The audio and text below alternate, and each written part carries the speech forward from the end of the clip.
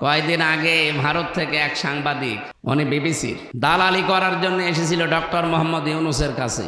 জবাব দিয়েছে উচিতভাবে যে আপনি হাসিনার দালালি করেন, মানে সে মহিলা যা করেছে কিয়ামত পর্যন্ত যদি ওরে আল্লাহ হায়াত দেয়, কিয়ামত পর্যন্ত যদি তারে ফাঁসি দেওয়া যায়, তাও তার গুনাহ মাফ হবে না।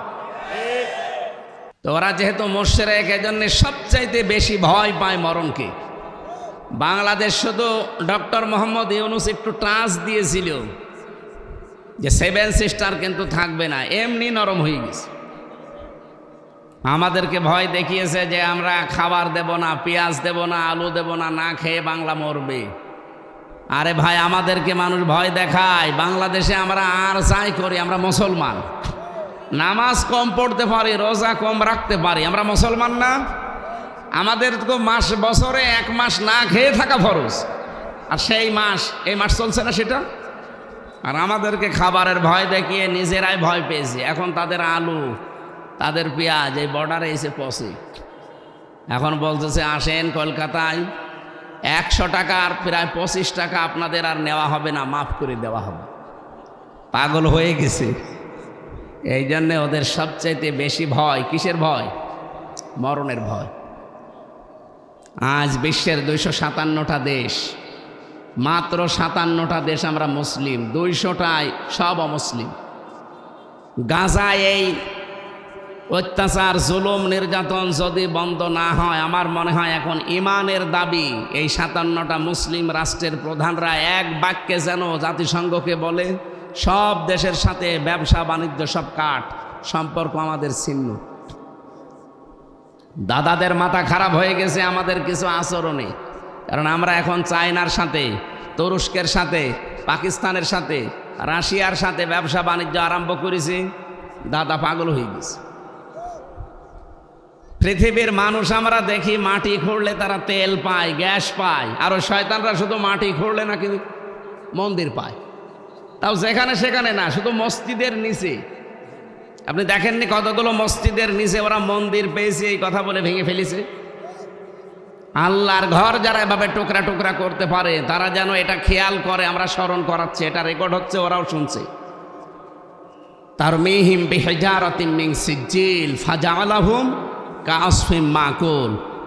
1500 বছর আগে ওদের বাপ দাদারা আব্রাহা কাবা ঘর ধ্বংস করতে এসে তারা কিন্তু একেবারে কাসফিম মাকুল হয়ে গেছে। কি? এই যে গরু, ছাগল, বিভিন্ন পশু পাখি খাবার খাওয়ার পরে যেটা উগরিয়ে দেয়, কেমন লাগে দেখতে, ঠিক তাদের অবস্থা ওই হয়েছিল। আপনাদের অবস্থাও আল্লাহ কিন্তু এই করবে। অলরেডি 7 সিস্টার যদি ভেঙে যায়, আর ভেঙে যাওয়ার উপক্রম হয়ে গেছে।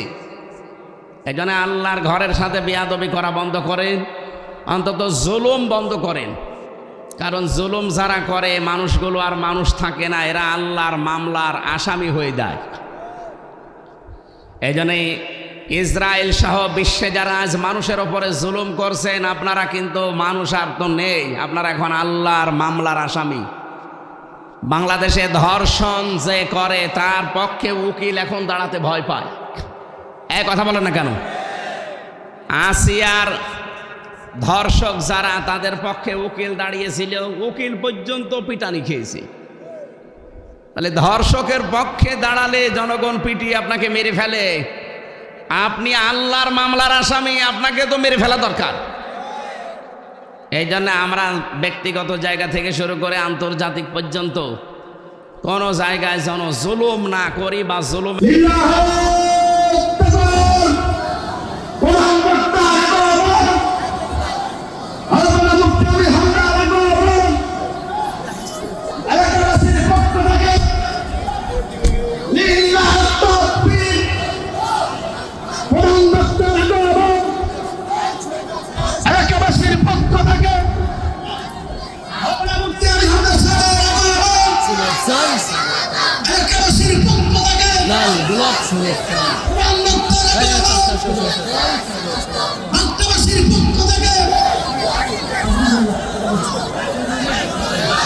যশোর জেলার ঝিকরগাছা থানার অন্তর্গত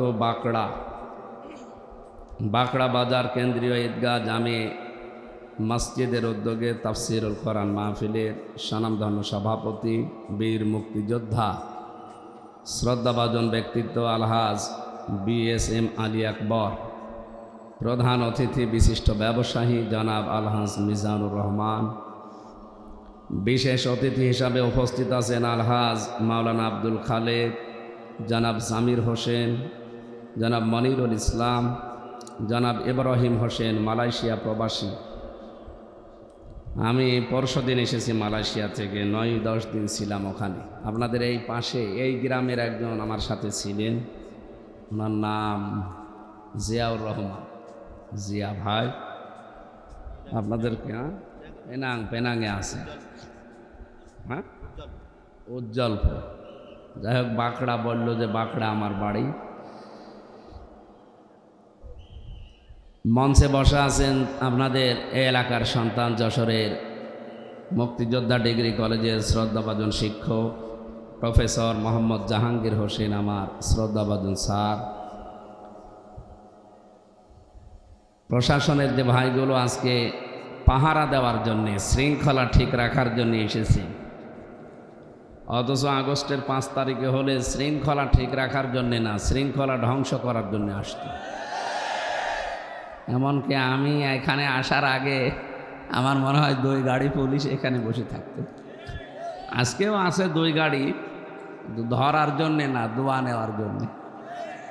এ পরিবেশ যারা কায়েম করে দিয়ে গেলেন 2024 সালে, এই মহান মানুষদেরকেও স্মরণ করছি। আল্লাহ শাহাদতের সর্বোচ্চ মাকাম যেন তাদের দান করে। আপনি কি বোঝেন, শহীদ এই শব্দটা শুনতে যত সহজ, এটাতে এত সহজ শব্দ না। যদিও বাংলাদেশে যাত্রার নামের আগে আমরা দেখি শহীদ লাগিয়ে দেয়। সেদিন ব্রাহ্মণবাড়িয়া, ওখান থেকে আসার সময় দেখি বিশ্ব রোডের সাথে একটা সাইনবোর্ড টাঙিয়েছে, শহীদ শ্রী ধীরেন্দ্রনাথ দত্ত। বলেন তো, নাম শুনেই বোঝা যাচ্ছে যে ওর ইমান নেই। ও কি শহীদ হতে পারে? কেন লিখল? পরবর্তীতে আমি ওই গ্রামে ছিলাম মাহফিলে, জিজ্ঞাসা করলাম, ভাই যে এই লোকটার নাম, এই নাম শুনে তো বোঝা যাচ্ছে যে অন্য ধর্মের লোক, শহীদ হয় কি করে? হুজুর, ও চাঁদার টাকা ভাগাভাগি করতে গিয়ে মরে গেছে। এরকম শহীদ বাংলাদেশে বহু জায়গায় আমরা দেখি। হল দখল করতে গিয়ে, বাজার দখল করতে গিয়ে, ঘাট দখল করতে গিয়ে মারা যায়, এরা বলে শহীদ। বাংলাদেশে আপনি একজনের নামের আগেই দেখবেন শহীদ লেখা আছে, শহীদ জিয়া। একে এমনি এমনি লেখা। কাবা শরীফে আমি 16 সালে ছিলাম। কাবা শরীফে ওই সময় দেখেছিলাম আরাফাতের ময়দানে পাশেই যে মসজিদে নামিরা, এই যে হাজী সাহেব বসে আছে, আপনি হাজী না? হ্যাঁ, ওখানে ইমাম সাহেব দোয়া করছিল 16 সালে খুতবার ভেতরে আরবিতে। ওনার বাংলাটা এই যে, আল্লাহ শহীদ জিয়াউর রহমান, তার মাথার ওপরে কুদরতের ছায়া তুমি দিয়ে রাখো। চিন্তা করলাম, বাংলাদেশের মানুষ ওনার নামে কাবার ইমাম দোয়া করে কেন? পরবর্তীতে দোয়ার ব্যাখ্যা তিনি 2-3টা কথা বললেন। আপনি তো আরবি বললে বুঝবেন না, আমি বাংলায় বলছি। উনি বলতে চাচ্ছিলেন যে উনি বাংলাদেশ থেকে নিম গাছ, জিয়া গাছ বলে, নিম গাছ, এটা নিয়ে, এই যে ওইটা নিম গাছ না? হ্যাঁ, ওই যে নিম গাছ, আরাফাতের ময়দানে হাজার হাজার নিম গাছ তিনি লাগিয়ে দিয়েছিলেন। পৃথিবীতে যত মানুষ হজ করতে যায়, আরাফাতের ময়দানে যাওয়া ছাড়া হজ হয় না। কারণ 3টা ফরজের একটা ফরজ ওখানে যাওয়া লাগবে। আর ওখানে যারা যায় 45 ডিগ্রি 50 ডিগ্রি সেলসিয়াস চলে, মাথা গরম হয়ে যাবে। একটু যদি ছায়া পাওয়া যায় মনে হচ্ছে যে একে জান্নাতে আছে। আমি নিজেও ছিলাম নিম গাছের ছায়ার নিচে। দোয়ার সারমর্ম হচ্ছে এই যে, মানুষের মাথার উপরে এই রোদের ভেতরে যিনি ছায়ার ব্যবস্থা করে দিলেন, আল্লাহ তুমি তাকে কুদরতের ছায়া দিয়ে ধন্য করো। এই জন্যে লোকটার নাম শুনলেই আপনি যে দেশে যান, আমি প্রায় এই যে স্বাধীনতার পর থেকে, মানে এই দ্বিতীয় স্বাধীনতা, বহু দেশ ঘুরলাম। যেখানে যাই বাঙালি যারা আছে তারা জিয়ার নাম উচ্চারণ করার আগেই বলে শহীদ জিয়া। কেন? তাকে মেরে ফেলেছে মানুষ, শহীদ বলা লাগে কেন? বঙ্গবন্ধুকেও তো মেরে ফেলেছিল নাকি? মেরে ফেলেনি? কেউ কে আজ পর্যন্ত বলেছে যে শহীদ বঙ্গবন্ধু? আর কেউ বলে? কেন বলে না? দুইজনকেই তো মানুষ মেরে ফেলেছে। তার মানে একজনের কাজকর্ম এমন কিছু দুনিয়ায় ছিল যার কাজকর্ম আমার আল্লাহর পছন্দ হয়েছে। সূরা আলে ইমরান 4 নম্বর পারা 6 নম্বর পৃষ্ঠা, এটা 15 নম্বর লাইনে আছে, 140 নম্বর আয়াতের মাঝের অংশে, ওয়ালিয়ালামাল্লাহুল্লাযীনা আমানু ওয়া ইয়াত্তাখিযা মিনকুম শুহাদা। আল্লাহ তাআলা বলেন, তোমাদের ভেতরে কিছু মানুষকে আমি শাহাদতের মর্যাদা দিয়ে ধন্য করি। কাকে? যার প্র্যাকটিক্যাল লাইফ আমার ভালো লাগে, যার জীবনটা আমার পছন্দ হয়, আর যার ঈমান আছে। এই দুইটা গুণ আমি যখন দেখি যে না, লোকটার ঈমান আছে এবং লোকটার কাজকর্ম আমার পছন্দ হয়, তখন তাকে আমি সাধারণভাবে মরণ দেই না, তাকে শাহাদতের মরণ দিয়ে ধন্য করি। আজকে হাজী সাহেব যদি এখন মারা যায়, ঈমান নিয়ে যদি মরতে পারে, ওনাকে কবরে দিয়ে দেবেন, ঘুমিয়ে থাকবে, কিয়ামত পর্যন্ত ঘুমাবে। সিংহায় ফৎকার দেবে ইসরাফিল, জেগে উঠবে আল্লাহর দরবারে হিসাব দেওয়ার জন্য। এর আগে পরে আর কিছু নেই। কিন্তু উনি যদি শাহাদতের মরণ পায়, কবরে দেওয়ার সঙ্গে সঙ্গে উনি ঘুমাবে না। আল্লাহ বলেন, বালা হায়াউন ইনদা রাব্বিহিম ইউরযাকুন, তারা তো জীবিত এবং আমি নিজে তাদেরকে রিজিক দেই। যশোরবাসী শুনতেছেন? বলেন তো, মানুষ কি ঘুমিয়ে থাকলে খাওয়া লাগে? তাহলে এর আগে ওনার কথা বললাম, ঈমান নিয়ে মরে গেলে উনি কবরে থাকবে ঠিক, কিন্তু কি করবে? ঘুমিয়ে থাকবে। বলেন বলেন, ঘুমিয়ে থাকলে খাওয়া লাগে? কিন্তু শাহাদতের মরণ পেলে ঘুমাবে না, জিন্দা থাকবে, জীবিত থাকবে, আল্লাহ নিজে খাওয়াবে। আর খাবার খাওয়ালে কি হয়? রক্ত, গোশত, চর্বি এগুলো তৈরি হয় না? তাহলে যারা শহীদ হয়ে গেল 2024 সালে, 1971 সালে যারা শহীদ হয়েছে, এই মানুষগুলো কিন্তু মারা যায়নি, এই জন্যে মরে গেছে এ কথা বলা যাবে না। যারা শহীদ হয় এদেরকে যদি কেউ বলে মরে গেছে, তার গুনাহ হবে। সূরা বাকারা 154 নম্বর আয়াতে আছে, রব্বুল আলামিন বলেন, আলা তাকুলু লিমান ইউকতালু ফি সাবিলিল্লাহি আমওয়াত বাল আহইয়াউ ওয়ালাকিন লা তাশউরুন। কখনো এই কথা বলবা না মুখ দিয়ে যারা শহীদ হয়েছে তারা মরে গেছে, না, এই কথা বলা যাবে না, তারা জীবিত, তোমরা টের পাও না। এতটুকু বলে আল্লাহ শেষ করে দিতে পারতেন। মানুষ যেন মুখের পরে অন্তরে ধারণা করতে পারে, এই জন্য অন্তরের ওপরও আল্লাহ নিষেধাজ্ঞা জারি করেছেন।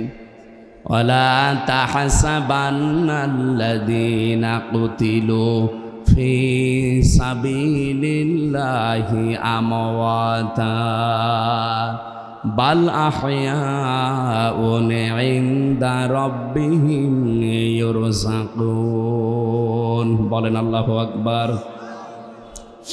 সূরা আলে ইমরান 169 নম্বর আয়াতে আছে, আল্লাহ পাক বলেন, যারা শহীদ হয়েছে, আমি আল্লাহর রাস্তায় যারা জীবন দিয়েছে, মানবতার জন্য যারা জীবন দিয়েছে, এ কথা কখনো ধারণাও করবা না যে লোকটা মরে গেছে।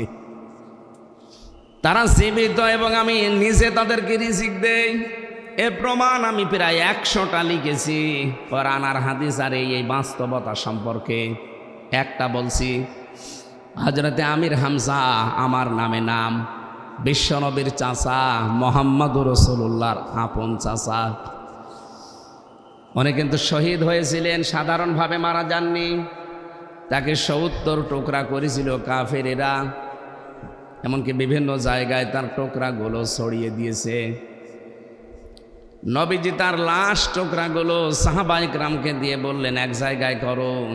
3টা টুকরা শরীরের পাওয়াও যায়নি, কাফেররা জবাই করেছে, টুকরা টুকরা করে বিভিন্ন পাহাড়ের পাদদেশে ছড়িয়ে দিয়েছে। ওরা লাশের টুকরাগুলো এক জায়গায় করে দেখলেন 3টা জায়গা মেলে না, তার মানে 3 টুকরার পাওয়া যায়নি। নিজের চাদর দিয়ে নবীজি তার লাশটা ঢেকে দিলেন। শহীদ যারা হয় তাদেরকে যেহেতু গোসল দেওয়া হয় না, কথা বুঝতেছেন, ওনাকে গোসল দেওয়া হয়নি। মাথা থেকে হাঁটু পর্যন্ত চাদর দিয়ে ঢাকা, কিন্তু পার ঢাকতে চায় না। নবীজি নিজে পাহাড়ের লতা পাতা দিয়ে তার পাটা ঢেকে দিলেন। জানাজার নামাজ শেষ করে কবরে দিলেন, নিজে দোয়া করলেন মাটি দেওয়ার পরে, রব্বুল আলামিন আমার চাচা আমির হামজার আজকের এই দিন পর্যন্ত আমি তার উপরে খুশি আছি। হে আমার মালিক, হে আমার আল্লাহ, তুমি আমার চাচা হামজার উপরে খুশি হয়ে যাও। নবীজি পৃথিবীতে মাত্র 2 জনের জন্য এই কথা বলেছিলেন। এদিকে তাকান। হযরতে আব্দুল্লাহ যুল বাদাদাইন রাদিয়াল্লাহু তাআলা আনহু, তিনি ঈমান আনতে গিয়ে পরনের কাপড় পর্যন্ত আনতে পারেন নাই। এই লোকটা যেদিন শহীদ, তার মানে উনি জ্বরে মারা গিয়েছিলেন, কিন্তু শাহাদতের মরণ পেয়েছেন। নবীজি তার হাতে একটা বাকল বেঁধে দিয়ে বলেছিলেন, আমি আব্দুল্লাহর রক্ত কাফেরদের জন্য হারাম করে দিলাম। সাহাবী ডুকরে কেঁদে উঠে বলে, হে রাসূল, আমি চাইলাম আমার জীবনটা দিয়ে শহীদ হতে, কারণ শাহাদতের মর্যাদা আমি জানি, আর আপনি কাফেরদের জন্য আমার রক্তটাই হারাম করে দিলেন। বিশ্ব নবী বলেন, আব্দুল্লাহ, তোমার যে অ্যাক্টিভিটিস আজকের এই ময়দানে আমি দেখেছি, এখন যদি তুমি জ্বরে পড়েও মারা যাও, কিয়ামতের দিন আল্লাহ তোমাকে শাহাদতের মর্যাদা দান করবে। এই লোকটা যেদিন ইন্তেকাল হয়, শাহাদত বরণ করে, নবীজি নিজে তার কবর খুঁড়ে লাশটা কবরের ভেতরে শুয়ে নিজে দোয়া করেছিলেন, রব্বুল আলামিন আজকের এই দিন পর্যন্ত আমি আব্দুল্লাহর উপরে খুশি আছি, মেহেরবানি করে তুমিও খুশি হয়ে যাও। এই আব্দুল্লাহর জন্য একবার নবী নিজে দোয়া করেছিলেন। আর এই যে আরেকজন তার চাচা হামজা রাদিয়াল্লাহু তাআলা আনহু বললেন, হে আল্লাহ, আমি এ পর্যন্ত খুশি আছি কারণ আমার বাবা আমার জন্মের আগে দুনিয়া থেকে বিদায় নিয়েছে। এই পৃথিবীর ময়দানে আমার বাবার আদর আমি পাইনি। সবচাইতে বেশি মহব্বত, ভালোবাসা, আদর আমাকে দিয়েছে যিনি, তিনি আমার এই চাচা। আমি তার কাছে ঋণী হয়ে আছি। হে আল্লাহ, তোমাকে আমি এই মুহূর্তে আহ্বান জানাচ্ছি, মেহেরবানি করে তুমিও খুশি হয়ে যাও। 30 বছর পর, এই কিসের গল্প করেন, পরে পরে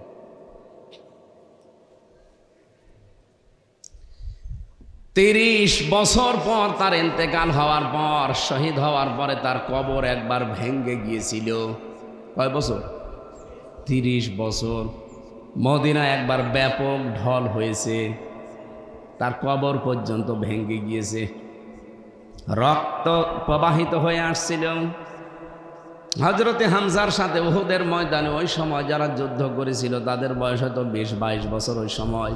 এখন তারা মুরব্বী হয়ে গেছে, এখন তাদের বয়স 55 বছর, 60 বছর বয়স। রক্ত অনুসন্ধান করতে গিয়ে দেখে 30 বছর আগে মুহাম্মদ রাসূলুল্লাহর চাচা হযরতে হামজাকে কাফেররা যে জায়গায় কোপ দিয়েছিল, ওই সমস্ত জায়গা দিয়ে এখনো ফিনকি দিয়ে রক্ত বের হয়ে আসতেছে। আমার প্রশ্ন হচ্ছে, উনি যদি খাবার না খাবে, 30 বছর ওনার শরীরে রক্ত তৈরি হলো কি করে? কি কথা বলেন না কেন?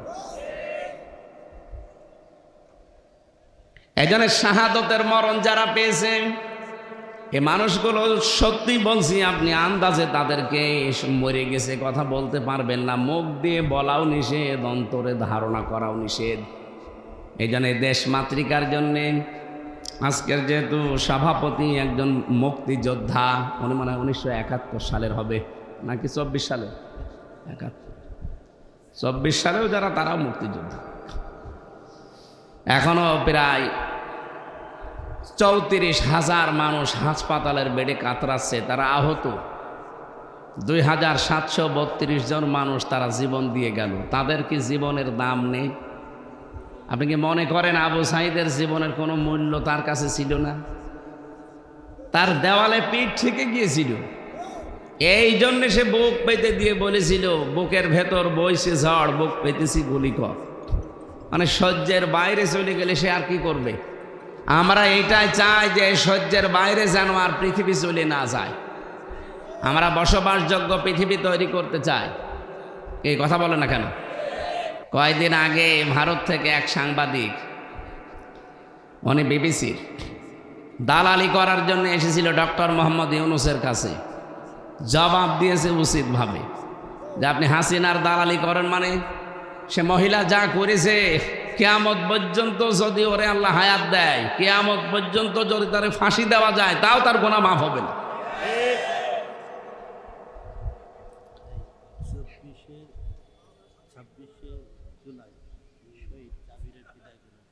আলহামদুলিল্লাহ।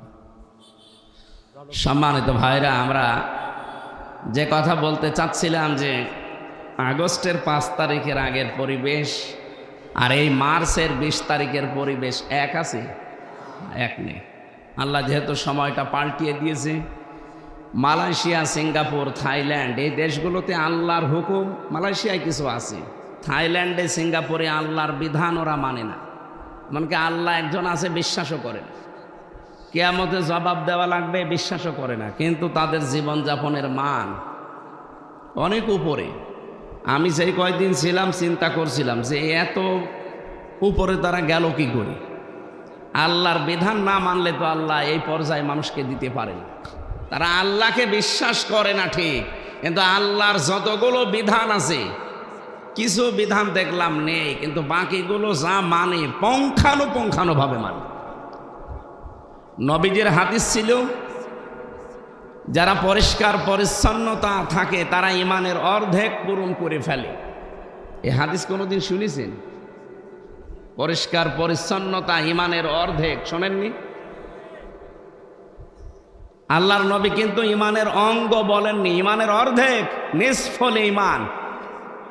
অথচ এইটাই এই দেশগুলোতে আমি দেখে আসলাম এত পরিষ্কার। হ্যাঁ, ওদের অভ্যাসই হয়ে গেছে ওইটা। একটা বাচ্চা ছেলে যদি থুতু ফেলার, কপ ফেলার দরকার হয়, নির্ধারিত জায়গা আছে, কষ্ট করে রেখে 1-1.5 মাইল 2 মাইল গিয়ে ওই জায়গায় ফেলে যেন জায়গাটা পরিষ্কার থাকে। আমাদের দেশে যদি এইরকম সিস্টেম চালু করতে পারতাম, হ্যাঁ চালু করা সম্ভব ছিল। মালয়েশিয়া যদি দাঁড়িয়ে যেতে পারে, এত পরিষ্কার পরিচ্ছন্ন তারা হতে পারে, আমরা পারবো না কেন? আমরা পারতাম। কিন্তু আমাদের দেশ থেকে যা পাচার হয়েছে, এই পাচারকৃত সম্পদগুলো যদি এই দেশে ব্যয় করা হতো, এই দেশটা মালয়েশিয়ার আগে দাঁড়িয়ে যেত। কারণ তাদের এত বড় দেশ, বাংলাদেশের চাইতে মালয়েশিয়া 5 ডবল বড়। পুরা দেশ ঘুরতে আমার প্রায় 10 দিন সময় লেগে, এত বড় দেশ।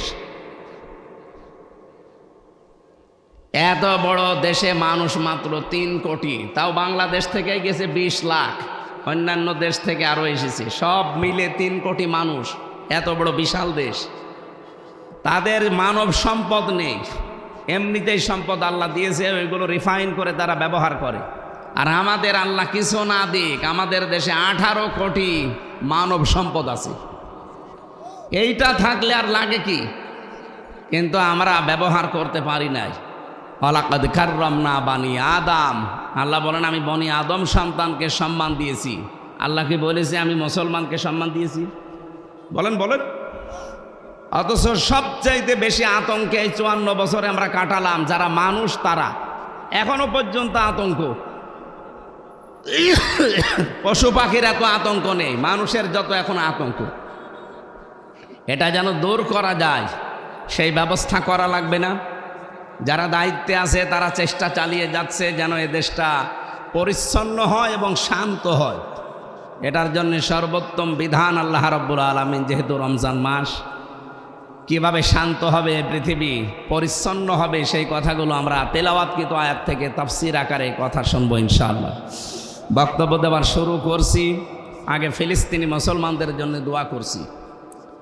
তামাম দুনিয়ার সব মুসলমান একটা শরীরের মতো। কোনো জায়গায় যদি কোনো মুসলমান কষ্ট পায়, আপনার পৃথিবীর এক প্রান্তে যদি আপনি থাকেন আর সংবাদ শোনেন, আপনার বলা লাগবে আহ ওহ। যদি এটা আপনার ভেতরে না আসে, আপনি বুঝবেন আপনার ইমানে প্যারালাইজড হয়ে গেছে।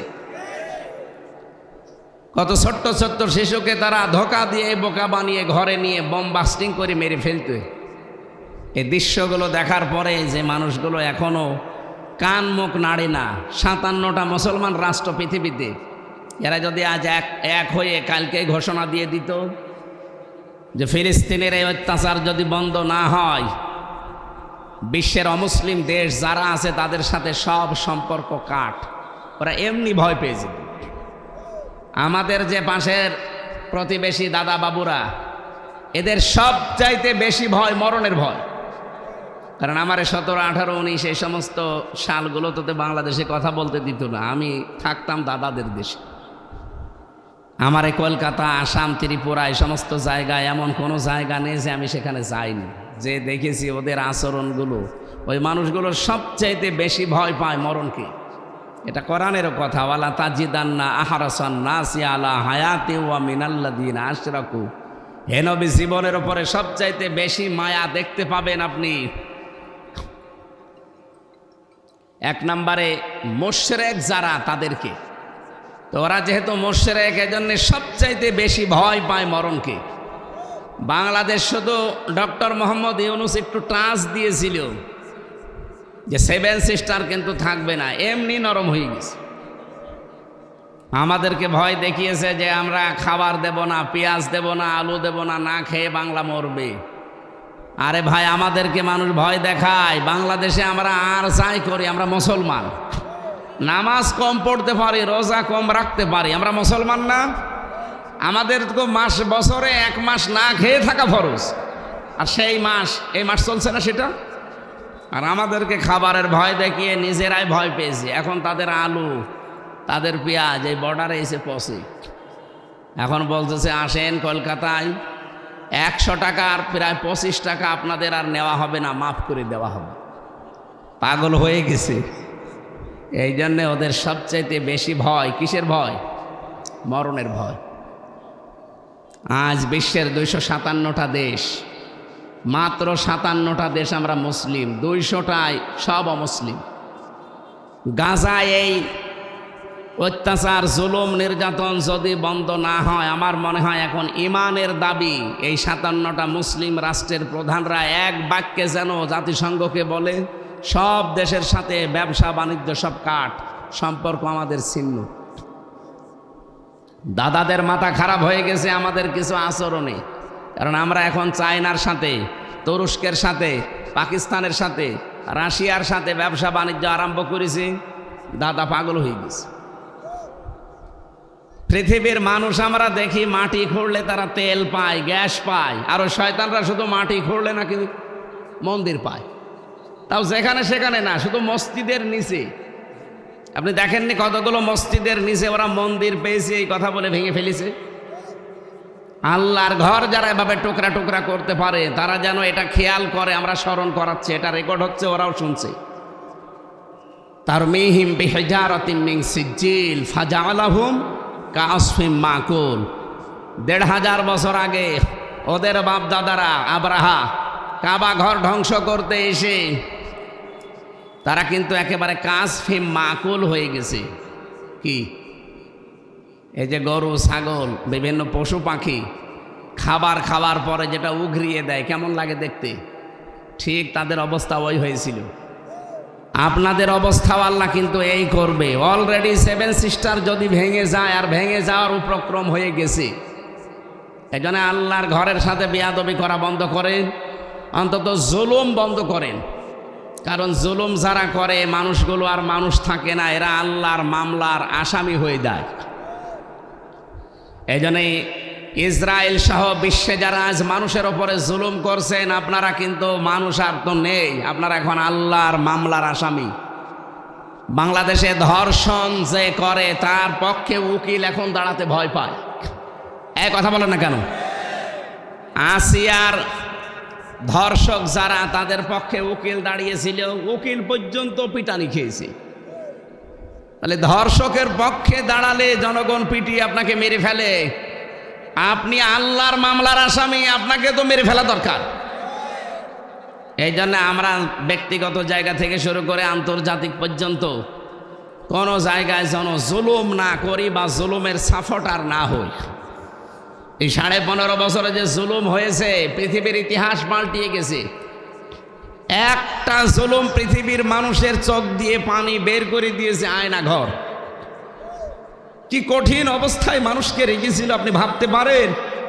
এরকম একটা চেয়ারে বসিয়ে একটা সুইচ টিপ দিলে 120 বার ঘোরে। আমি নিজে দেখে এসেছি। আমিও তো ছিলাম 10 দিন। এই নখগুলো সব তুলে ফেলে, ছিটিয়ে দেয়। এই কঠিন পরিস্থিতিগুলো যারা তৈরি করেছিলেন, এই মানুষগুলো সবই প্রায় পালিয়েছে। এখনো অনেক জালেম দেখি তাদের পক্ষে সাফাই গায়। আপনি মানুষ, আপনার বাবার সাথে যদি আয়না ঘরে 8 বছর 10 বছর এই আচরণ করতো, আপনি মেনে নিতে পারতেন? আমার সাথে করেছে, আমি তো আপনার কেউ না, এই জন্য আপনার কিছু মনে হয় না। এই জন্য ধৈর্যের বাইরে চলে গিয়েছিল আমার মনে হয় আল্লাহ। এই জন্য আল্লাহ নিজে প্রতিশোধ নিয়েছেন। ফালাম্মা নাসু মা যুক্কিরু বিহি ফাতাহনা আলাইহিম আবওয়াবা কুল্লি শাইইন হাত্তা ইযা ফারিহু বিমা উতু আখাযনাহুম বাগতাতান ফাইদাহুম মুবলিসুন। আল্লাহ তাআলা বলেন, যখন তারা আমার নির্দেশগুলো ভুলে গেল, তখন তাদের উপরে আমার যত বরকতের দরজা সব আমি খুলে দিলাম, আমার রহমতের দরজা। খেয়াল করেছেন, আল্লাহর বিধান যারা ভুলে যায়, তখন দুনিয়া তাদেরকে দিয়ে দেওয়ার জন্য যত বরকত আছে সব আল্লাহ তাদেরকে দেয়। নাজ নিয়ামত, ক্ষমতা, টাকা পয়সা, পাওয়ার প্রতিপত্তি সব আল্লাহ দিয়ে দেয়। ঠিক তাই করেছিল। 15.5 বছরে আল্লাহর কোন বিধানটা তারা বাকি রেখেছিল বলেন? প্রশ্ন করতে পারেন যে মসজিদ বানিয়েছে, কিসের মসজিদ বানিয়েছে? নিজের টাকা খরচ করে মসজিদ বানিয়েছে, সব সৌদি আরবের টাকা। কিছু জালেম নামে আলেম ছিল, আলেম নামে জালেম, এগুলো 5 আটা গোলামি করত, আর ওকে নাম দিত হজরত। ওকে যদি কেউ নাম দেয় যে হজরত শেখ হাসিনা, তাহলে আবু জেহেলকেও বলা লাগবে হজরত আবু জেহেল। এই কথা বলছেন কেন? আপনি হাসিনাকে যদি হজরত বলতে পারেন, তে কি হয়েছে? আবু জেহেলের কি হয়েছে? এগুলো দালালি করা, চামচামি করা ছাড়া কিচ্ছু না। এত বড় জালেমকে যারা হজরত বলতে পারে, কওমি জননী বলতে পারে, ওরা কি মানুষ? মানুষের বাইরে চলে গিয়েছিল এই মানুষগুলো। আল্লাহ তাআলা বলেন, হঠাৎ করে যখন তারা আনন্দকৃত, আমার দানকৃত বস্তু পেয়ে আনন্দে আছে, তখন আমি নিজে তাদেরকে ধরলাম। আখাযনাহুম, এর ফাইল কর্তা আল্লাহ নিজে। বাগতাতান, আকস্মিকভাবে, যে দুপুরের খাবার খাবে সে সময়ও পায়নি। 45 মিনিট চেয়েছিল, তাও পায়নি। 5 মিনিট বলেছে আমি একটা বক্তব্য লিখবো, তাও দেয়নি। এর নাম বাগতাতান। এর নাম কি? আল্লাহ বলেন, আমি নিজে আকস্মিকভাবে তাদেরকে ধরলাম। ফাইদাহুম মুবলিসুন, ওই মানুষগুলো হতাশ হয়ে গেছে। ওদের যে হতাশা, এখনো পর্যন্ত যারা বাইরে পালিয়ে আছে তাদের চেহারার ভেতরে আমি দেখে আসলাম। সিঙ্গাপুরে যেই হোটেলে উঠেছিলাম, মালয়েশিয়া, থাইল্যান্ডে যেই হোটেলে উঠি, দেখি নিচে 2 জন বসে চা খাচ্ছে। কি গো এখানে? তো হুজুর আমরা আগেই পালিয়েছি। আগেই পালিয়েছেন কেন? এই দেশে যে আপনার সাহেব পাড়া আছে, ওখানে থাকবেন না? ওখানে থেকে মায়ের খাবো। বাংলাদেশের জনগণ এখানেও আছে, যদি শোনে যে সাহেব পাড়ায় অমক এসে আছে, পিটিয়ে আগুন ধরিয়ে দেবে মেরি। কি করলেন টাকা পয়সাগুলো পাচার করে? নিজেও এখন থাকতে পারেন না, হোটেলে থেকে মরেন। আর চেহারার ভেতরে কি হতাশা! আল্লাহ যে বললেন ফাইদাহুম মুবলিসুন, 100 ভাগে আয়াতটা তাদের উপরে কার্যকর। ফাকুতিয়া দাবিরুল কওমিল্লাযিনা যালামু, আল্লাহ বলেন জালেমদের শিকড় কাটা হয়ে গেছে। এটেছে কে? না না, আপনি আলেন, এই এখানে হুজুর বসে আছে না? কতিয়া, এটা মজুল, এর ফাইল জানা আছে? কতিয়া মজুল, এর ফাইল কর্তা জানা নেই। এই জন্য জালেমদের উপরে যে ঝড় বয়ে গেল আগস্টের 5 তারিখের পর থেকে, কে করেছে? আরে বললাম না, কর্তাকে, ফাইলকে জানা নেই। কে করেছে কেউ জানে না। আপনি আমার কুষ্টিয়ার মাহবুবুল আলম হানিফের বাড়ি যেয়ে দেখেন, পায়খানার প্যান পর্যন্ত খুলে নিয়েছে। তো খুলিয়েছে কে? কেউ জানে না। হ্যাঁ, আপনি ধানমন্ডি চব্বে 32 নম্বরে যেয়ে দেখেন, কে করলো কেউ জানে না। ওখানে আজাবুল বুলডোজার নাজিল হয়েছিল। ওর নাম কি? আজাবুল বুলডোজার। আল্লাহ এখানে যে ফাকুতিয়া দাবিরুল কওমিল্লাযিনা যালামু দিলেন, জালেমদের শিকড় কাটা হয়ে গেছে। আমার মনে হচ্ছে যে এই দৃশ্যটা আল্লাহ 1500 বছর আগে, উনি তো সবই জানে, এ বাংলাদেশ সম্পর্কে এটা জেনে আগেই নাজিল করেছি। এটা সূরা নমলে পাবেন 19 নম্বর পারা 20 নম্বর পৃষ্ঠা 7 নম্বর লাইনের 52 নম্বর আয়াতে আছে।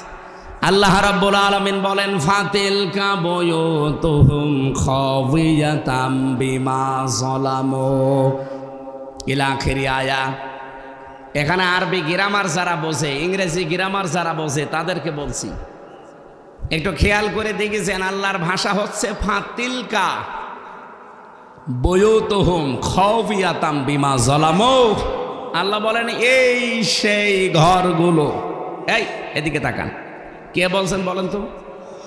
আল্লাহ পাক বলেন এই সেই ঘরগুলো, বাইতুন না বুয়ুত বহু বচন, হোম মানে তাদের, এই যে তাদের এই ঘর খাওয়িয়াতান জনশূন্য হয়ে পড়ে আছে, আজ ওজাড় হয়ে পড়ে আছে, বিমা যালামু এদের জুলুমের কারণে। আল্লাহ পাক বলেন এই যে জায়গাগুলোতে জুলুম হয়েছিল এর জন্য পুরা জায়গাটাও অভিশপ্ত হয়ে গেছে। এতটুকু আল্লাহ যদি শেষ করে দিতেন আমি আয়াতটাই বলতাম না। এরপরে আমাদের জন্য জালেমদের এত বড় শিকড় যদি আল্লাহ কেটে ফেলতে পারে, আপনি চিন্তা করতে পারেন এই বাঁকড়া ইউনিয়ন থেকে শুরু করে একেবারে সংসদ পর্যন্ত প্রত্যেক জায়গায় জালেমদের শিকড় একেবারে গভীর ছিল। ইউনিয়নের দারোয়ান থেকে একেবারে সংসদের দারোয়ান পর্যন্ত সব জায়গায় জালেমদের লোক 100 ভাগ ঠিক করা ছিল। আল্লাহ পাক বলেন এত বড় শিকড় যখন কাটা হয়ে গেছে, ইন্না ফি যালিকা লাআয়াতান লিকওমি ইয়ালামুন। এখানে লামে তাকিদ আছে, অবশ্যই এর ভেতরে শিক্ষা আছে যারা জ্ঞানী তাদের জন্যে। তাহলে আমাদের শিক্ষা কি? 15.5 বছরের এত বড় শিকড় যদি আল্লাহ কেটে ফেলতে পারে, যশোরবাসী এখনো যদি কেউ জুলুম করে, আগামীতে যারা আসবে তারাও যদি জালেম হয়, 5 বছর পরে তাদের বাড়ি ঘর শ্মশান হয়ে যাবে। এই জন্য সাবধান, সাধু সাবধান। কি কথা বলেন না কেন? নাকি ওনার শক্তি এখন আর নেই? বলেন আছে কিনা? এই জন্য আমরা যেন সাবধান হই। জালেমরা মামলার আসামি, হামজার কার? আল্লাহর মামলার আসামি। আপনি টের পাচ্ছেন? আমরা রমজানুল মোবারকে আছি, আপনারা রমজান সম্পর্কে কথা শুনছিলেন। আমরা সেরকমই একটা আয়াত সূরা বাকারার 185 নম্বর আয়াতের প্রথম অংশ পড়েছি। আমারে মাথার ভেতরে এই আয়াত সম্পর্কে যত কথা আছে, আমি যদি কিয়ামত পর্যন্ত হায়াত পাই আর কিয়ামত পর্যন্ত বলতেই থাকি, কিয়ামত এসে যাবে, তাও এই আয়াত শেষ হবে না, এত কথা আছে। আমরা সামারাইজ করে করে খুব অল্প সময়ে ডেলিভারি দেবো ইনশাআল্লাহ। আল্লাহ পাক বলেন শাহরুর রমাদান। এদিকে খেয়াল করবেন, আমি গতানুগতিক কথা বলতে চাই না, যা বলি চিন্তা ভাবনা করে গবেষণামূলক কথা বলি। পুরা কোরআনে আল্লাহ 12টা মাসের নাম কোন জায়গায় আপনারা পেয়েছেন কিনা আমি জানি না, পেয়েছেন আলেম পেয়েছেন? এই একটা মাসের নাম আছে কোরআনে, কি নাম? রমজান। বলেন বলেন। পুরা কোরআনে আপনি পাবেন 12টা মাসের নাম একবারে আছে। ইন্না ইদ্দাতাশ শুহুরি ইনদাল্লাহি 12 শাহরান ফি কিতাবিল্লাহ ইয়াওমা খালাকাস সামাওয়াতি ওয়াল আরদা মিনহা আরবাতুন হুরুম। এটা সূরা তাওবার 36 নম্বর আয়াতে আছে। আল্লাহ পাক বলেন আসমান আর জমিন যেই দিন তৈরি করি ওই দিন আমার কিতাব কোরআনে, এদিকে তাকান, আসমান জমিন যেই দিন বানিয়েছি ওই দিন আমার কিতাব কোরআনে কারিমে 12টা মাসের নাম আমি লিখে দিয়েছি। কয়টা? কিন্তু কোরআনে কারিমে আপনি 12টা মাসের, এই মুহররম, সফর, এরপরে রবিউল আউয়াল, রবিউল সানি এরকম পাবেন না, রজব, শাবান, খালি একটা মাসের নাম আছে। আল্লাহ বলেন 12টা মাসের নাম আমি আমার কিতাবে লিপিবদ্ধ করে রেখেছি, অথচ আমরা শুধু একটা মাসের নাম কোরআনে কারিমে পেলাম, তার নাম রমাদান। রমজান শব্দের শাব্দিক অর্থ হচ্ছে জ্বালিয়ে দেওয়া, পুড়িয়ে দেওয়া, শেষ করে ফেলা। রব্বুল আলামিন এখানে 4টা বিষয় আমাদেরকে জানিয়েছেন, একটার সাথে আরেকটা রিলেটেড। 1 নম্বরে রমজান, 2 নম্বরে কোরআন, 3 নম্বরে সিয়াম, 4 নম্বরে তাকওয়া। আজকের তেলাওয়াত কিন্তু আয়াত থেকে 4টা বিষয়, একটার সাথে আর একটা যেহেতু লাগানো আছে, আমরা মিলিয়ে নিয়ে বাড়ি যাব ইনশাআল্লাহ। থাকবেন না আর ঘন্টাখানিক না, আধা ঘন্টা থাকলে হবে। প্রথম নাম্বার বলছিলাম শাহরুর রমাদান। আল্লাহ পাক বলেন এই সেই মাস যার নাম, আরো জোরে বলেন, কেউ যদি রমজান এই শব্দটা উচ্চারণ করে সওয়াব পাওয়ার নিয়তে, নবীজি বলেন কমপক্ষে তার আমল নামায় 50টা নেকি হবে। র মিম দাদ আলিফ নুন, কয়টা? 5টা অক্ষর আগে, এক একটা অক্ষরে 10টা করে নেকি হয়। 5 দোকানে 5 10-এ 50টা নেকি হবে। এই জন্য রমজান বললে আপনি জোরে বলবেন। আল্লাহ বলেন এই সেই মাস যার নাম, আরো জোরে, কি রমজানের সাথে কি? আল্লাযী উনজিলা ফীহিল কোরআন, যে মাসে আমার কোরআন আমি নাজিল করলাম। যশোরবাসী, আমার প্রশ্ন হচ্ছে, কোরআন নাজিল হয়েছে মাত্র 1500 বছর আগে, আর রমজান মাস আল্লাহ বানিয়েছি দুনিয়া তৈরি করার সময়। তাহলে 1500 বছর আগে এই মাসের বয়স। এর বয়স কত কোটি কোটি বছর বলেন তো? পৃথিবী যেদিন তৈরি হয় ওই দিন আল্লাহ আসমান জমিন বানানোর সময় তার কিতাবে 12টা মাসের নাম লিখেছিলেন, তার ভেতর রমজান আছে না? তাহলে মানে রমজান কোরআন শরীফ নাজিল হওয়ারও অনেক আগেও ছিল, কিন্তু রমজানের এই মর্যাদা মূল্য ছিল না। যার কারণে রমজানের মর্যাদা মূল্য আল্লাহ বাড়িয়ে দিয়েছেন, তার নাম হচ্ছে কোরআন। বিবাহের ক্ষেত্রে আমরা যখন দেখি 5000 বরযাত্রী গেছে, কিন্তু বর যায়নি। মেয়ের বাবা যা খাওয়া দাওয়া দিয়েছিল সব এবার তুলে নেবে, যদিও বরযাত্রী যাওয়া জায়েজ নেই। এই এলাকায় কি বরযাত্রীর সিস্টেম আছে? না, এই সিস্টেম যেহেতু মুসলমানদের ধর্মে নেই, এটা হিন্দুদের ধর্মে আছে, তারা পালন করুক। আমরা এটা আজকে থেকে তওবা করা লাগবে। বরযাত্রী দাওয়াত দিলেও যাবেন না। হ্যাঁ, অলিমা আছে ইসলামে, অলিমা করেন। অলিমা কি ছেলের বাড়িতে হয় না মেয়ের বাড়িতে? আপনি কোথায় যান?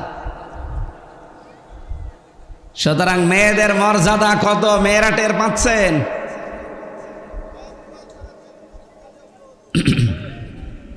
আমার ভাইরা, এই কি বলে কথা কথা বলা যাবে না ভাই।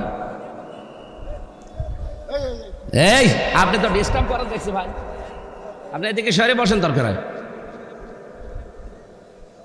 সম্মানিতা মা বোনেরা, এরকম প্রায় 27টা সম্মানের কথা পেয়েছি আমি। আজকে থেকে মেয়ের বাবা যারা আছেন, মেয়ে বিয়ে না হয় না হোক, এই বরযাত্রী খাওয়ানো যাবে না।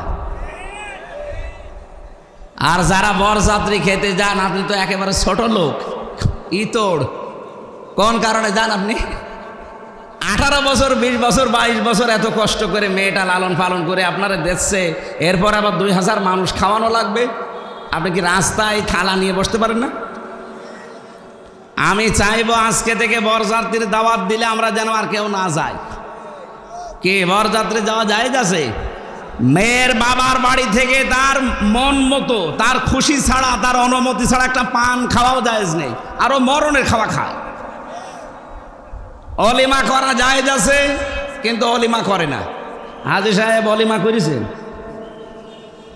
হ্যাঁ, আলহামদুলিল্লাহ, এই তো একটা পুরুষ মানুষ পেয়েছি। আমি যে বলছি আমিও তো পারিনি, কারণ আমি ওই সময় এত সচেতন ছিলাম না।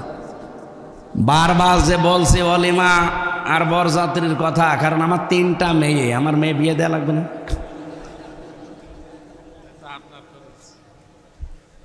সম্মানিত মা বোনেরা, অনেক সম্মান দিয়েছে ইসলাম আপনাদেরকে, আপনারা জানেন না। এই জন্যে নারীবাদী যারা আছে, এদের কথা মতো নিজের জীবন যৌবন বিলিয়ে দিন।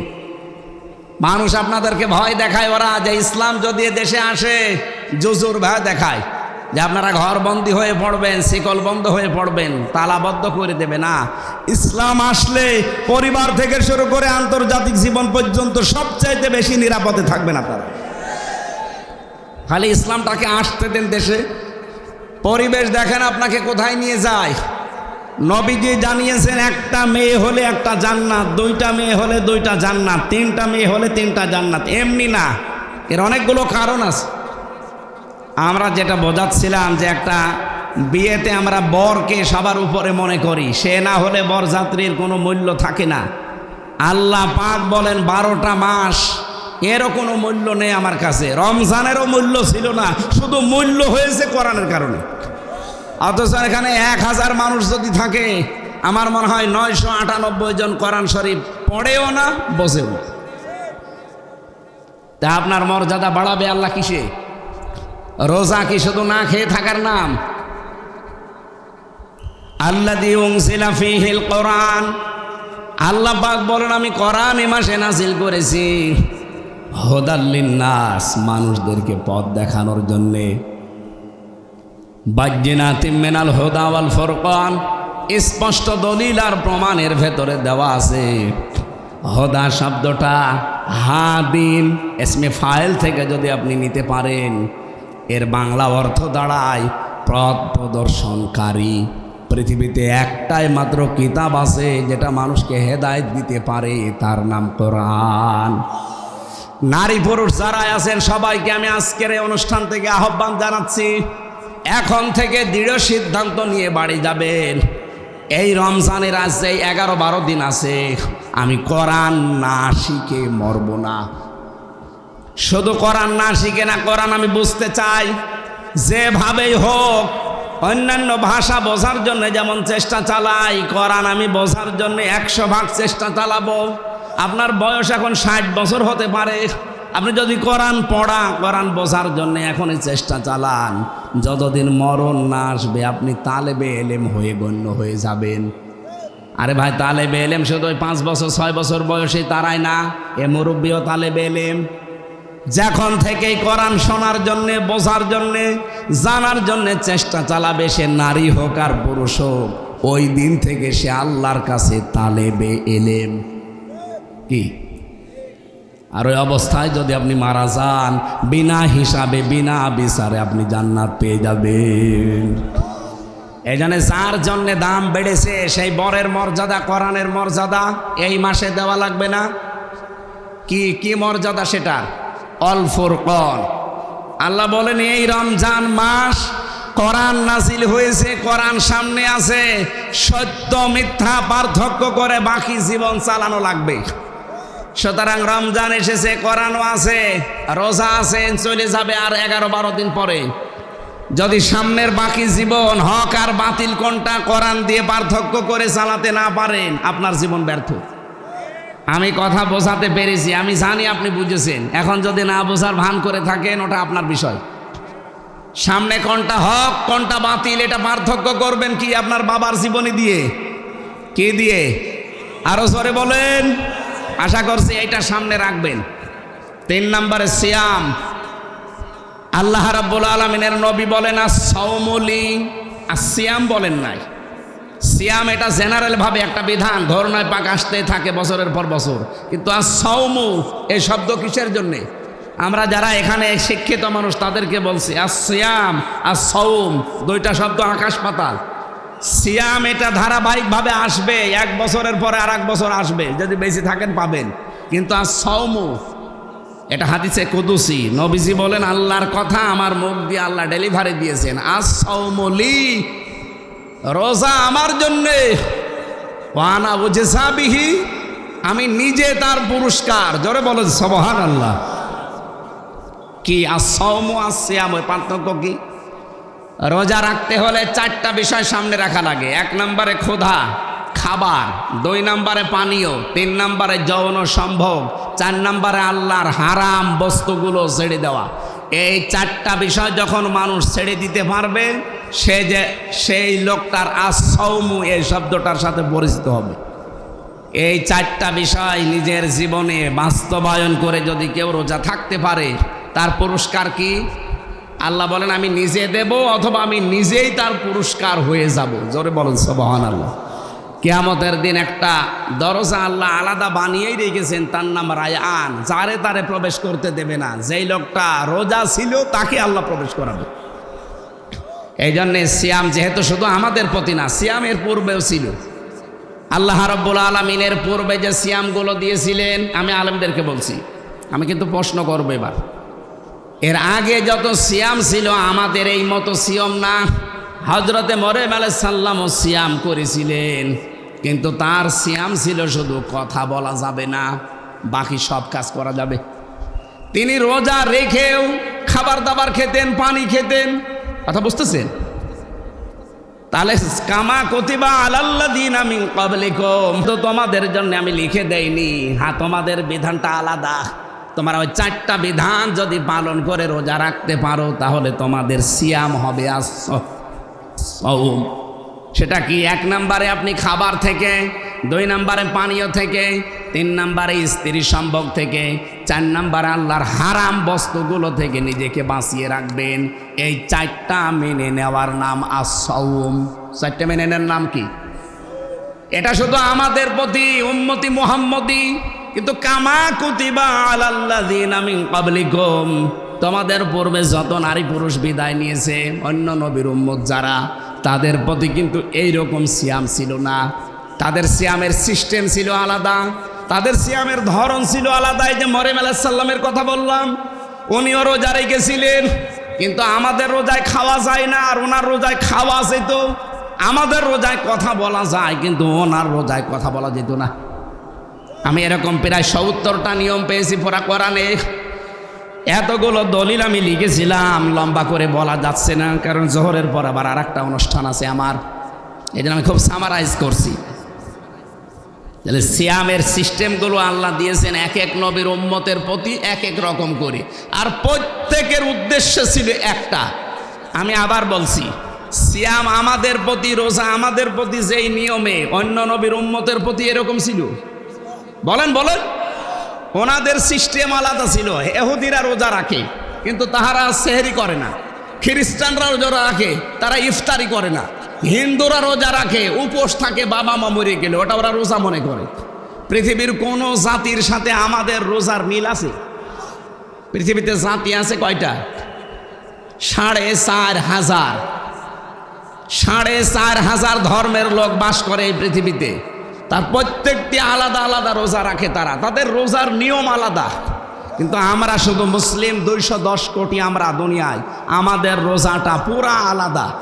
আমরা ওই 4টা শর্ত যদি মেনে না নিতে পারে, নবীজি বলেন ও না খেয়ে আছে, ও না খেয়ে থাকা আল্লাহর কোনো দরকার নেই, ও খালি শুকিয়ে আছে, এইটুকুই। তাহলে আমরা আজকে থেকে রোজার আর সিয়াম আর সাওমের পার্থক্য বুঝলাম। সিয়াম ধারাবাহিকভাবে আসতে থাকে, রুটিন, এটাই রুটিন ইবাদত, প্রত্যেক বছরে আসবে। আর সাওম এটা 4টা বিষয় মেনে নিলে এটা কিয়ামতের দিন আল্লাহ হয় পুরস্কার দেবে, না নিজেই পুরস্কার হয়ে যাবে। 1 নম্বরে খাবার দাবার থেকে, 2 নম্বরে পানীয় জাতীয় জিনিস থেকে, 3 নম্বরে স্ত্রী সম্ভোগ থেকে, 4 নম্বরে হারাম কাজ থেকে বেঁচে থাকবেন। 2 জন মহিলা গীবত করছিল, এটা তিরমিজি শরীফের হাদিস। এদিকে তাকান। নবীজি তার এই গীবতের কথাগুলো শুনলেন, শোনার পরে বললেন, দেখো এই 2টা মহিলা, এরা হালাল জিনিস খেয়ে রোজা রেখেছে, আর হারাম জিনিস খেয়ে রোজা ভাঙছে।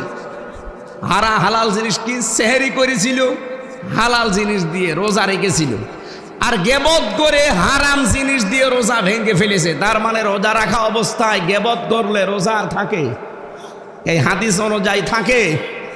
আজকে 19টা রোজা পার হয়ে গেল, এখানে একজন বুকে হাত দিয়ে বলতে পারবেন আমি সহ যে 19টা রোজায় আমি আজ পর্যন্ত কোনো দিন এই 19 দিনে কারো গীবত করিনি, গীবত শুনিনি? পারবেন বলতে? তার মানে আমাদের রোজা 19টার একটাও হয়নি। কি কথা বলেন না কেন? নবীজি ওই 2 জন মহিলাকে গীবত করতে দেখে বললেন যে ওরা হালাল জিনিস দিয়ে রোজা রেখেছিল, আর হারাম জিনিস দিয়ে রোজা ভেঙে ফেলল। তার মানে ওরা কি করছিল?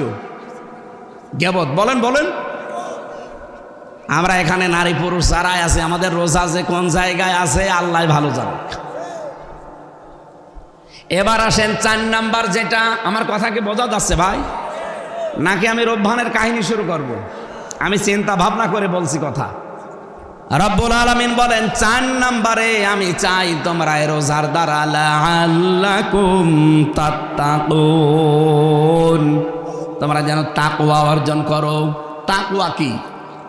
বাংলাদেশ, ভারত, পাকিস্তান, আমি মালয়েশিয়াতে আন্তর্জাতিক সেমিনারে গিয়েছিলাম, ওই যে ইন্টারন্যাশনাল ইসলামিক ইউনিভার্সিটি মালয়েশিয়া, ওখানে সেমিনারে যাওয়ার পরে আমি আধুনিক কিছু ব্যাখ্যা জেনেছি। ওনারা বলছিল ওখানে প্রফেসর যারা, স্যার যারা আছে, ডক্টর মিজানুর রহমান আজহারি, যে স্যারের আন্ডারে উনি পিএইচডি করলেন, ডক্টর নূর মোহাম্মদ ওসমানী, ওনার বাড়ি বাংলাদেশে কক্সবাজারে, ওখানে উনি ওই মালয়েশিয়া বিশ্ববিদ্যালয়ে আছে প্রফেসর হিসাবে। আমিও স্যারের সাথে দেখা করে বললাম আমিও করতে চাই। বললো ভর্তি হয়ে যাও, আমি সব প্রসেস করে এসেছি, আপনারা দোয়া করবেন, দোয়া চাচ্ছি আমি যেন সহজে এটা করে আসতে পারি। এখন 3 বছর লাগবে আর 4 মাসের একটা ট্রেনিং আছে আরবিতে। মানে স্যার আছে আমার যারা দায়িত্বে আছে বলছে যাওয়ার দরকার নেই, মাহফিল করেন এই দেশে, এই দেশে মাহফিল করলে এটা হবে। এখন 3 বছর মনে হয় চলে যাব নাকি? আপনারা বলেন তো চলে যাব কিনা? না না, আমার পড়াশোনা করা লাগবে না। না না, মালয়েশিয়া আর বাংলাদেশ তো সমান না। 3 বছর জেলে থাকাকালীন যদি চলতে পারেন কোনো অসুবিধা নেই, আর 3 বছর কষ্ট হলেও হোক, 3.5 বছর সব মিলে, 3 বছর 4 মাস, 3.5 বছর চেষ্টা চালাচ্ছি। এরপরও দেখি আমার যারা দায়িত্বে আছে পারিবারিকভাবে, মা বাবা আছে, আরও আছে, এনারা বলুক।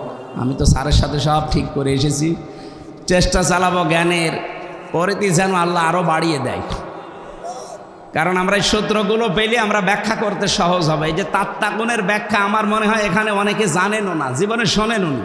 তাকওয়া যে এর নাম, আমরা মনে করি এরকম বিশাল জুব্বা গায়ে থাকবে, সুন্দর এরকম টুপি মাথায় থাকবে, হাতে একটা তসবিহ থাকবে, শুধু সুবহানাল্লাহ আলহামদুলিল্লাহ, দুনিয়ার কোনো খেয়াল নেই।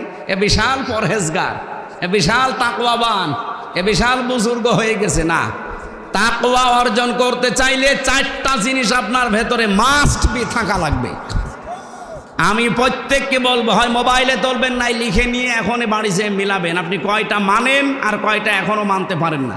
নারী পুরুষ সবার জন্য এটা দরকার। আর আজকের ওয়াজের সামারাইজ এইটাই। 1 নম্বরে আল খাউফু মিনাল জালিল, আল্লাহর ভয় অন্তঃকরণে সৃষ্টি করা। এটা রমজানের দ্বারাই সম্ভব।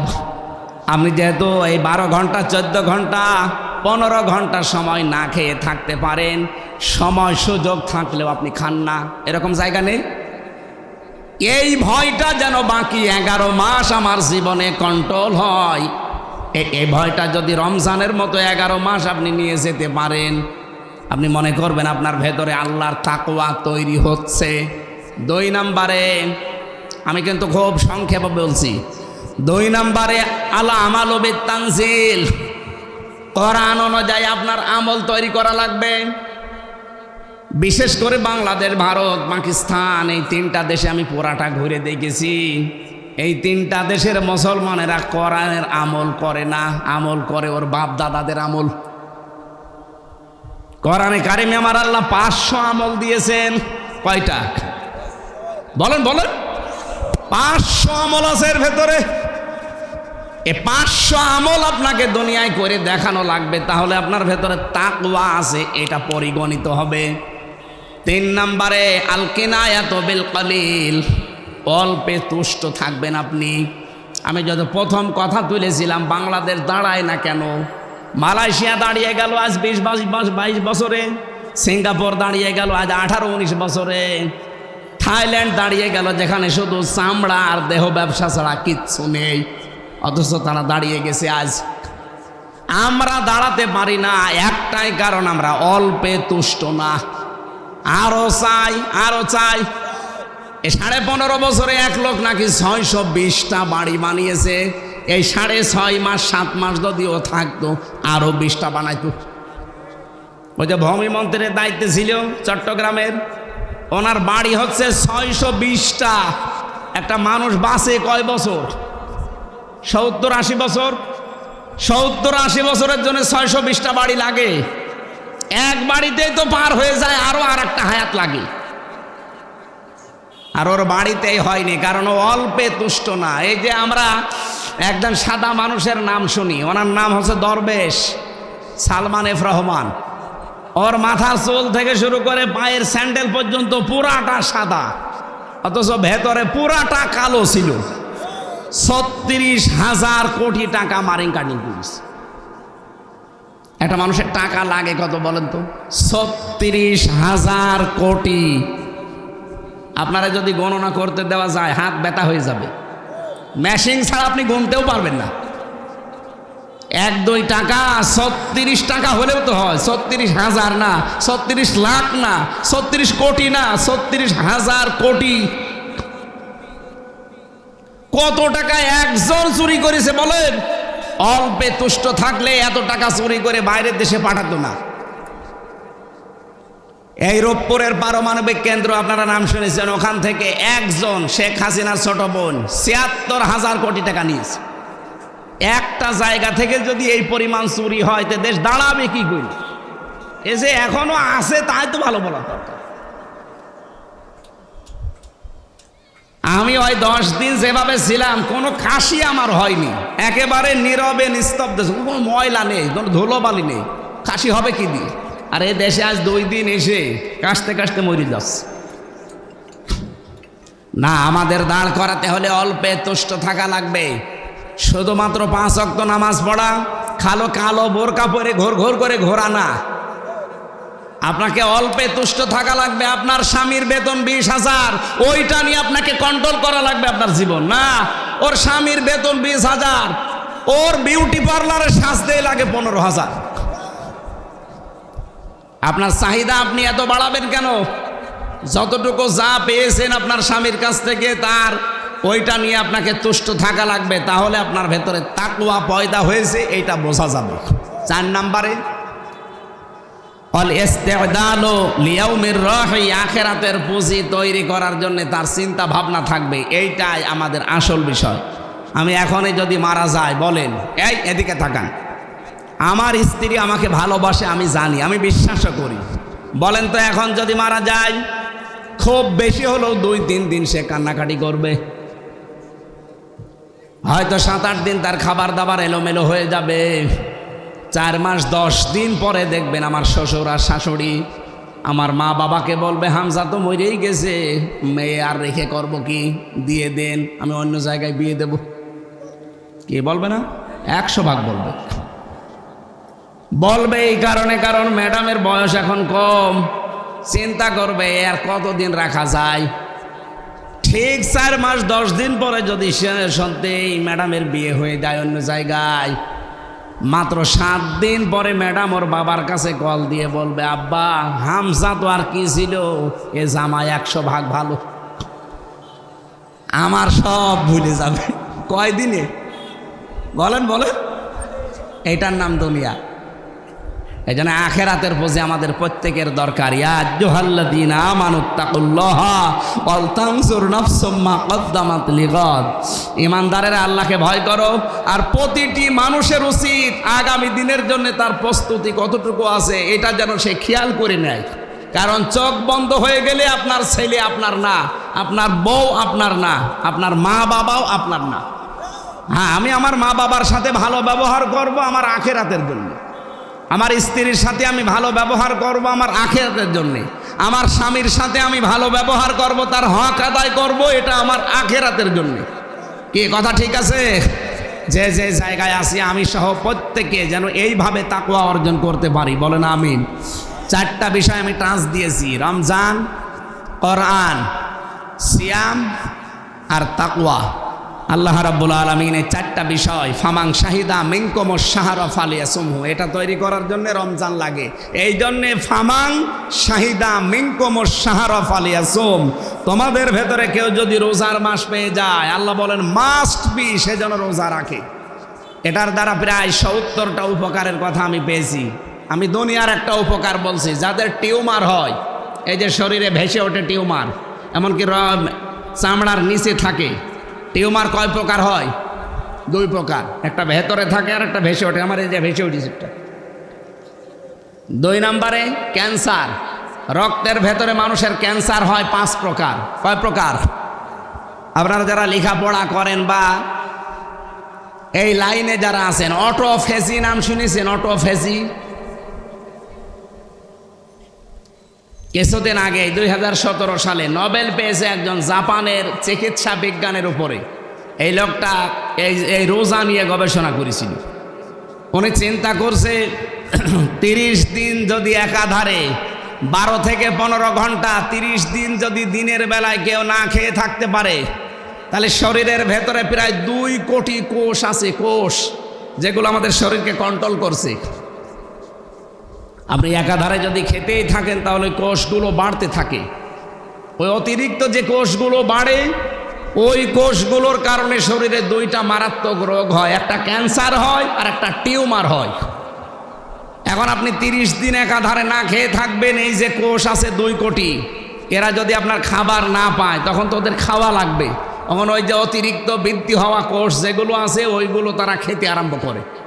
আমরা যখন ফসল লাগাই, আসল ফসলে সার দিয়েও ফসল হয় না, আর পাশে আগাছা, ও সার দেওয়া লাগে, ওর জ্বর দেখেছেন? আপনার আসল কোষ তখন দুর্বল, আর ওই যে অতিরিক্ত যেগুলো বাড়তি কোষ, ওগুলোর শক্তি এত বেশি, কারণ আপনি তো মরণের খাওয়া খান। এই জন্য ওই কোষগুলোকে কন্ট্রোল করার জন্য এই কোষ তখন খাওয়া আরম্ভ করে। 1 মাসে পুরা খেয়ে সাবাড় করে ফেলে, আপনার রক্তকে রিফাইন করে দেয়, ক্যান্সার থেকে আর টিউমার থেকে বাঁচিয়ে দেয়। এই গবেষণা তারা সূরা বাকারার 184 নম্বর আয়াতের শেষের অংশটা গবেষণা করে তারা পেয়েছে। একজন খ্রিস্টান ডাক্তার, উনি 4500 ধর্মীয় গ্রন্থের উল্লেখযোগ্য প্রায় 27টা এগুলো এক জায়গায় করে মিলিয়েছিল, দেখি এই তথ্য কোন ধর্মীয় গ্রন্থে পাওয়া যায়। সর্বশেষ উনি পেয়েছে আমাদের ধর্মগ্রন্থ কোরআনে কারীম সূরা বাকারার 184 নম্বর আয়াতের শেষের অংশে, ওয়াং তাসুমু খায়রুল লাকুম ইন কুনতুম তা'লামুন, তোমরা যদি রোজা রাখো তোমাদের জন্য ভালো হবে। কি ভালো হবে? তার ভেতরে এটা একটা, আপনাকে ক্যান্সার থেকে টিউমার থেকে আল্লাহ বাঁচিয়ে দেবে।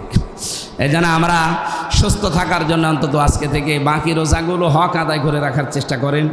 সময় যেহেতু আর 45 মিনিট আছে, ওখানে সেই ওটা মনে হয় কি গাগা না কি গোগা, ওখানে ওনারা জোহরের নামাজ পড়ে। আর এই রোজার মাসে 1টা 2টা 3টা করে করলে আমার গলা শুকিয়ে যাচ্ছে। এমনি আমি ডায়াবেটিসের রোগী, গলা শুকিয়ে যাচ্ছে। যতটুকু বলেছি আল্লাহ আমাকে সব প্রত্যেককে আমল করার তৌফিক যেন দান করেন। ঈদের নামাজ কোথায় আর জমার নামাজ কোথায়, এই নিয়ে আমরা বিভ্রান্তিতে আছি। সমাধান কি বুঝলাম না? ঈদের নামাজ পড়ারই তো জায়গা হচ্ছে ঈদগাহ। ঈদগাহে যদি পরিবেশ না থাকে, বৃষ্টির কারণে বা অন্য কোনো সমস্যা থাকে, তাহলে আপনি মসজিদে পড়বেন। বিনা কারণে মসজিদে পড়বেন কেন? এটার একটা মিলন মেলা তৈরি করার জন্য তো আল্লাহ দিয়েছে। আর কি প্রশ্ন আছে? শহীদ ইমতিয়াজ আহমেদ জাবির ভাই, ও উনি এই যে 24 সালে, হ্যাঁ ওনার জন্য আমরা দোয়া করব। শুনেছি, এর আগে শুনেছি, ওনার জন্য আমরা দোয়া করবো। আল্লাহ রাব্বুল আলামিন ওনাদের মাধ্যমে এই পরিবেশটা আমাদেরকে দিয়ে গেল। ওনার বাবাও এখানে আছে, জাবির ভাইয়ের বাবা, আল্লাহ যেন শাহাদতের সর্বোচ্চ। আরে স্যার আপনি একটা একটা করে দিয়ে দিচ্ছেন, আগে থেকে দিতে পারেননি। হযরত আপনার কাছে জানতে চাই আয়না ঘর আসলে কি? অনেকে বলে এটা আয়না ঘর না, কোরআন অজু ছাড়া ধরা যাবে কিনা।